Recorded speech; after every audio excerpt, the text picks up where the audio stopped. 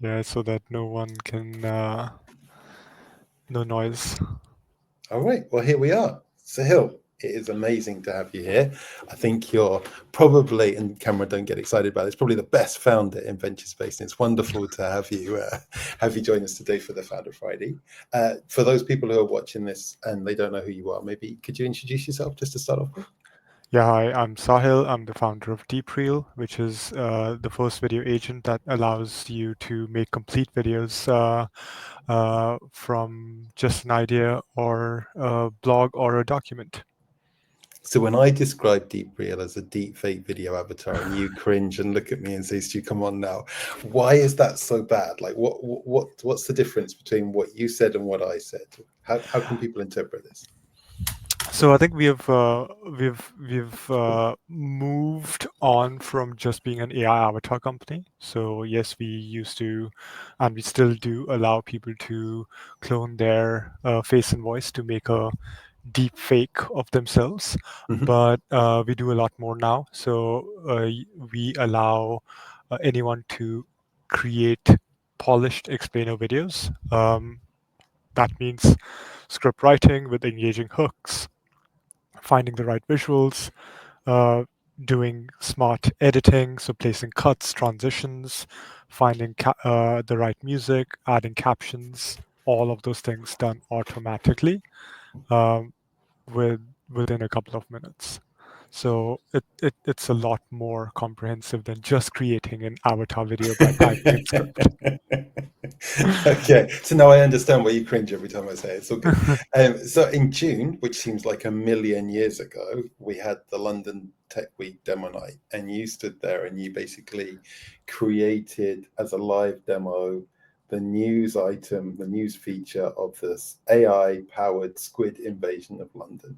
And that Yes. and that was going to be it was basically your latest functionality, which I think you were about to put live. Has that now launched? Are you out there making Uh, more squid invasions around the world? Absolutely. Yeah. We released our latest version of DeepReel last month. In fact, tomorrow we are doing a product hunt launch. So anyone reading and watching, please support us on Product Hunt. We are quite excited about that. But yes, anyone can now go and use this feature to make um, AI storytelling videos, convert your blog posts into videos for social media, for video SEO, as we call it. Um, so it's all live and there to use. Fantastic. Well, everybody was pretty blown away in the demo night by what you managed to achieve right there in front. And I think, as I remember, you asked the audience for what they wanted, which is how the AI-powered squid thing happened. But yeah, very impressive. Now, give people an idea of how long you've been doing this and how many users you've got and that kind of stuff. Any figures you're happy to share? Yeah, before I go there, in fact, that demo thing reminded me that about I was showing my mum, who's 65 soon, on how to use DeepReel, and once she started, so she's quite a religious person, so she loves making religious videos, and like these this mythology, Hindu mythology videos, and once she started, I had to literally yank the laptop out of her You hand created a because monster, have she you? she literally created about 5 videos in the 15 minutes I was sat with her, and she was addicted. So that was quite a fun thing for me to see. But in terms of, you said how many users and things like that. So I think the last number I looked at this morning, because I had to email everyone about a product hunt launch. So total signups so far have been around 300,000. So we have to send about 300,000 emails tomorrow to everyone saying, "Hey, support us on Product Hunt." I may give you a can of spam for your desk. It'll be an expensive affair when Mm. I send all those emails tomorrow. Okay, fantastic. So 300,000, But I those are remember when signups, obviously, and there are a bunch of mostly free users. Typically, we have about 15 to 20,000 monthly active users. Um, all of them, like most of them, again, are free users. So our biggest challenge at the moment is converting people into paid users. So we're working extra hard on that. And I remember when you initially launched, you did it as an integration on Canva, right? So it's part of the marketplace there. Are all these users coming through Canva, or are they coming through directly or through other sources? It's mix of sources. So we do Canva, we have Adobe integration as well. So both Adobe Premiere Pro and Adobe Express, and then we are also, I mean, a lot of it is directly. So we run about 10 Instagram and TikTok channels, all automated. So we create once a week, we create a list of topics. Every day, about 5 topics are selected automatically, and a video on DeepReel is generated. A person checks all the videos, makes any tweaks, and um, finalizes the video. And then that video is finalized and it automatically posted to all the channels at the scheduled time. So it's quite a automated farm that we run to get views and eyeballs on DeepReel. I guess Boris Johnson's going to commission you for his next prime ministerial run, right? Absolutely. So, like most founders, your journey to becoming a founder maybe isn't a straight line, right? Do you want to give people some of the backstory to how you got to sit at that desk in venture space? Yes, absolutely. So I started my career in investment banking, spent 12 years doing that. And for the last 3 to 4 years of that, which was, I think, around 2014, 2015, I became super interested in technology and AI. And I spent about 3, 4 years figuring out how do I exit my cushy, well-paid job to basically struggle hard as a founder. But in all seriousness, I was super interested in technology. I I was trying to figure out, well, how can I get involved in it? So maybe move to a tech company um, but ultimately I landed on the fact that I wanted to actually hands-on build something on my own.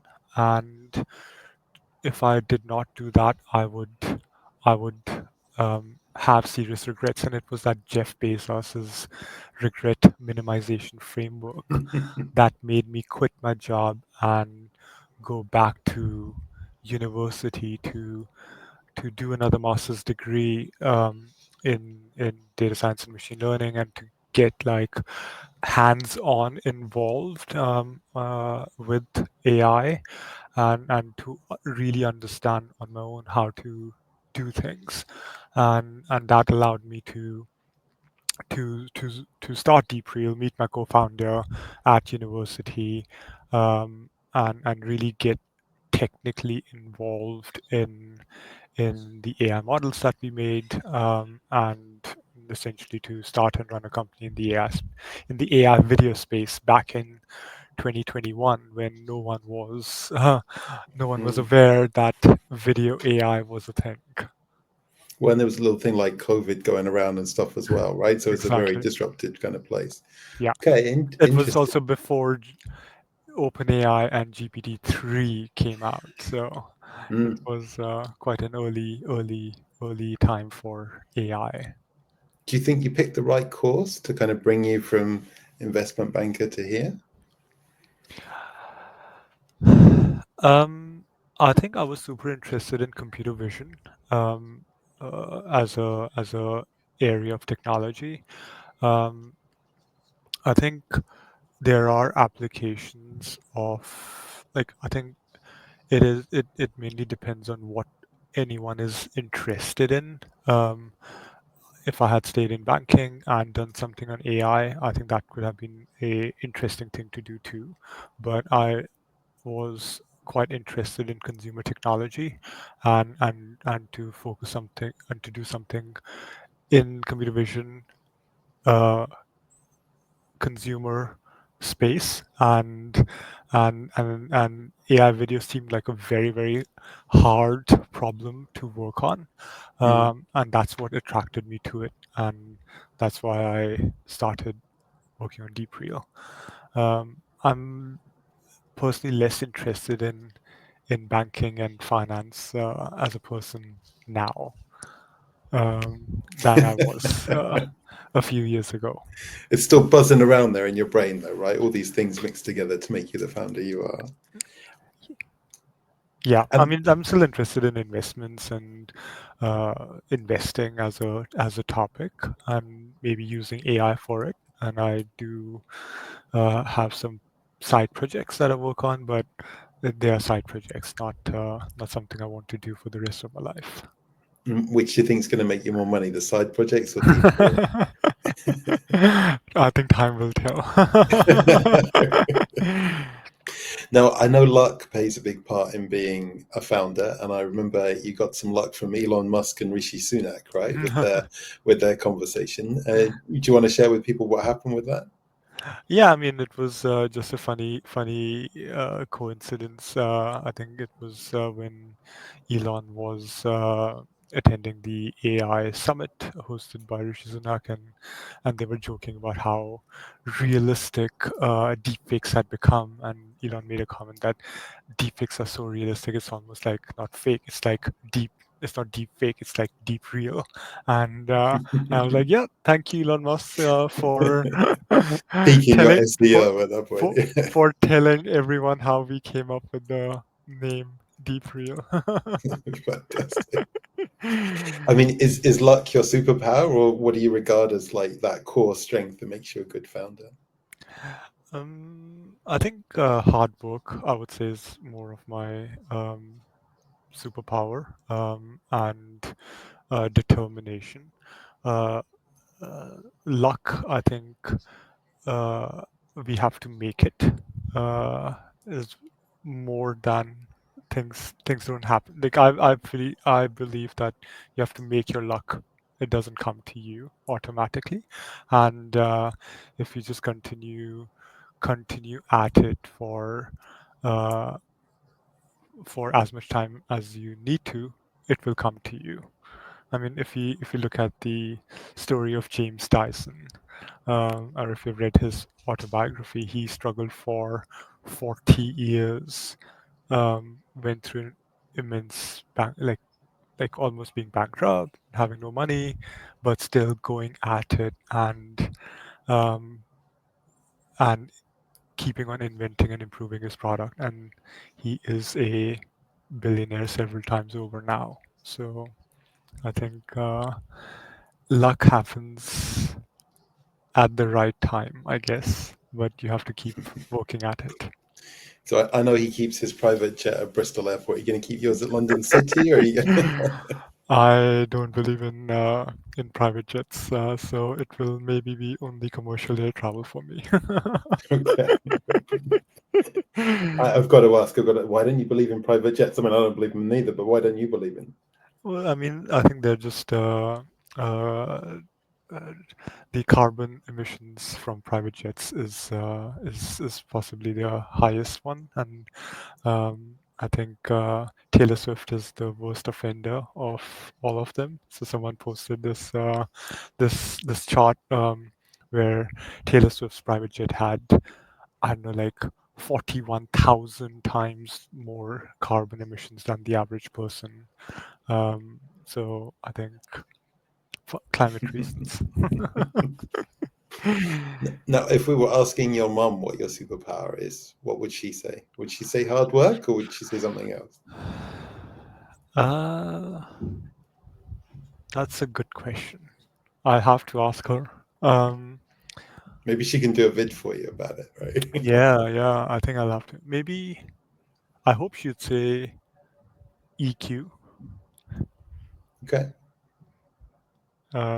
So being able to put myself in the shoes of others, possibly.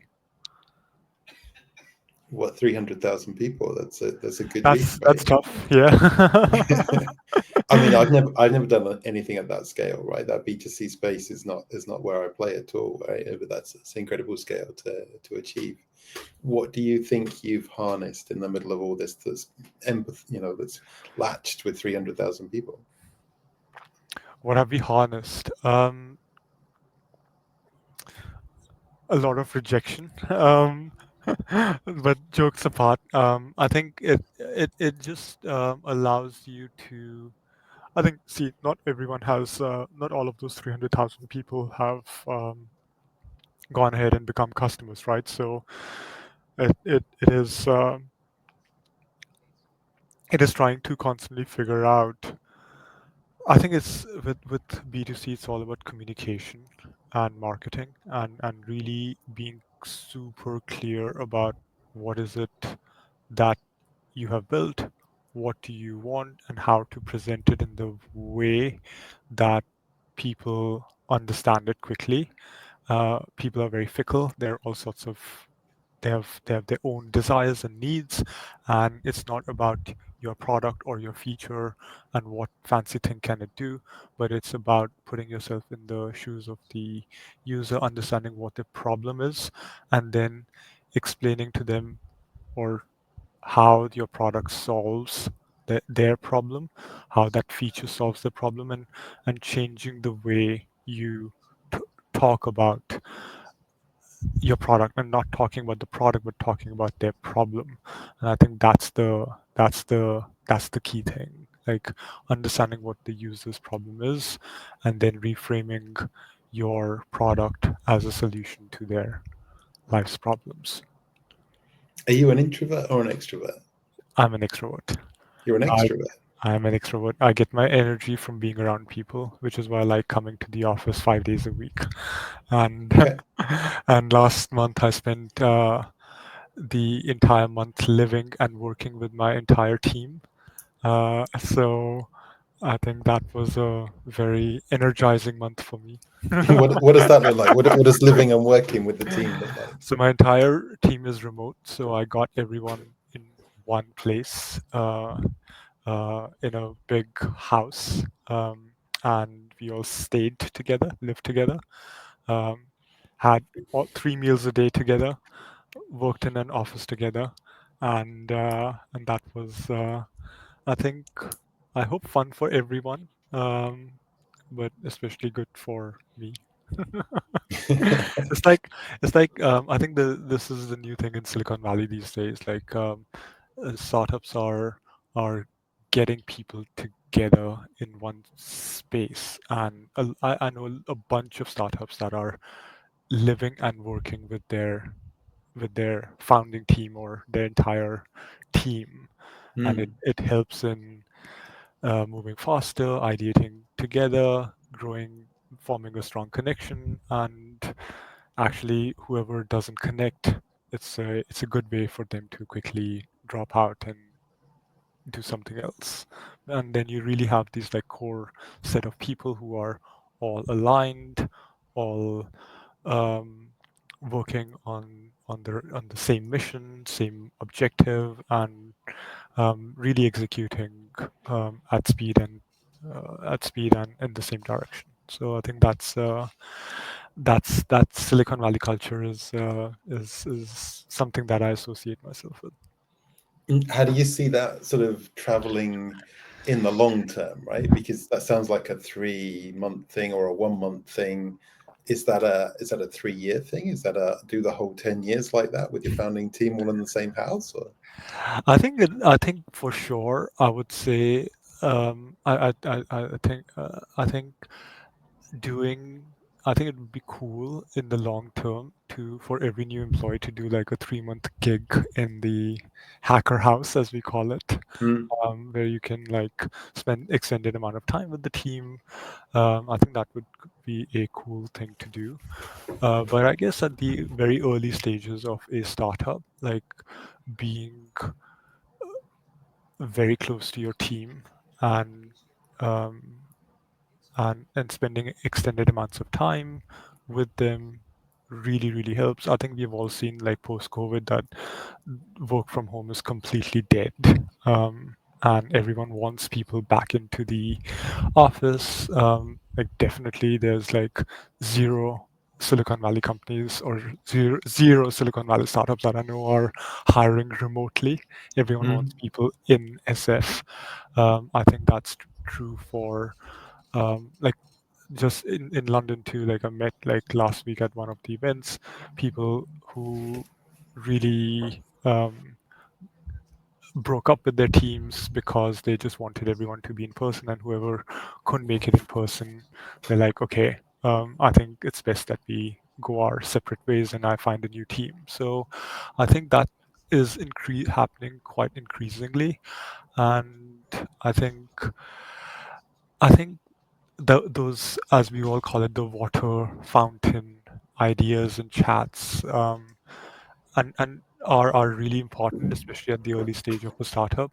And being like 100% all in to building a company in the early stages is I think v- is the most important thing that one can do for their company. So, or for the success of the company. So I think I really recommend this to all startup founders starting out. No Mm. remote, go all in, and live with your founders and founding team, and and uh, and that will really move the needle on the progress that you make. Is that your number one piece of advice then for a first-time founder looking at this today? That it sounds like if I replay my old British phraseology, you're basically saying you can't be part pregnant when you're doing a startup founder, right? Exactly. You just gotta be all in for this. That's a very good way of, yeah. I like these. I like the British phrases. Some No, silly old phrases, no, right? no part pregnancies, indeed. Mm. Either you are pregnant or you're not. And if you are, then yes, yeah. I think you just need to go all in. Okay, fantastic. Well, thank you, Sahil. I really appreciate it. And thank you very much for being such an amazing citizen at Venture Space. You contribute to things like Demo Night, you share your experience, you support other people, and it's amazing to kind of be around you and work with you. So thank you so much for everything you brought to the community. Thank you too, Steve, for uh, organizing all these amazing events, and really rallying to uh, building the community, and getting everyone together. So thank you for that too. Oh, mate, for me, it's a joy, right? Absolute joy. So thanks for this. And I look forward to seeing you when I'm back in London in a few weeks. Absolutely. Likewise. Thanks for